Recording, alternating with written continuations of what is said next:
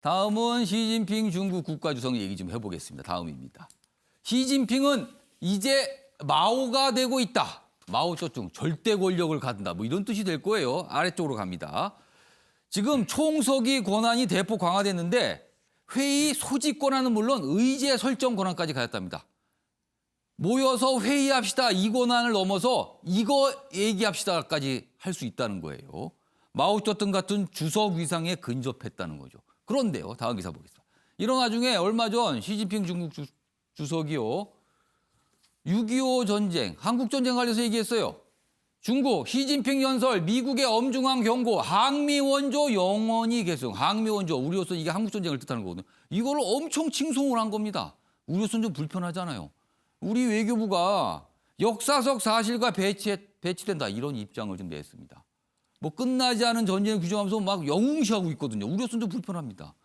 김종욱 교수님, 시진핑 주석 왜 이러는 거죠?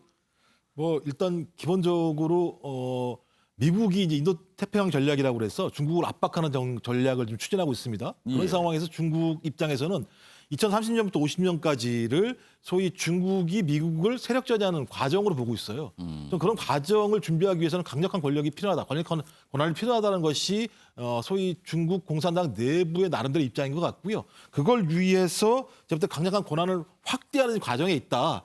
하지만 이제 문제는 뭐냐면 전 이렇게 예를 들면 권력을 강화시키게 됐을 때 당연히 그 권력의 강화는 인민에 대한 통제, 그렇죠. 억압으로 나타날 수밖에 없기 때문에 이것들은 반대로 중국 인민들의 폭발을 가져올 수도 있다라고 하는 양날의 검과 같은 상황이 분명히 있습니다. 하지만 중국 공산당 입장에서는 소위 미국과의 향후에 벌어질 세력 전이 과정에서 그것들을 준비할 수 있기 위해서는 본인들이 하고 있는 뭐 1대1로든 아니면 중국몽이든 이런 것들을 만들어내기 위해서는 강력한 리더십을 만들어서 그것들을 발휘한다라고 생각들이 강하다. 저는 이런 것들이 나타나고 있는 상황이라고 생각이 듭니다. 지금 이 기사에 보면요. 이렇게 권력을 강화하는 이유가 미국에 맞서 군사력을 키우기 위해서다. 그렇다면 주변 국가들이 불안해지는 거지 않습니까? 우리가 불안해지는 거예요, 또 그러면.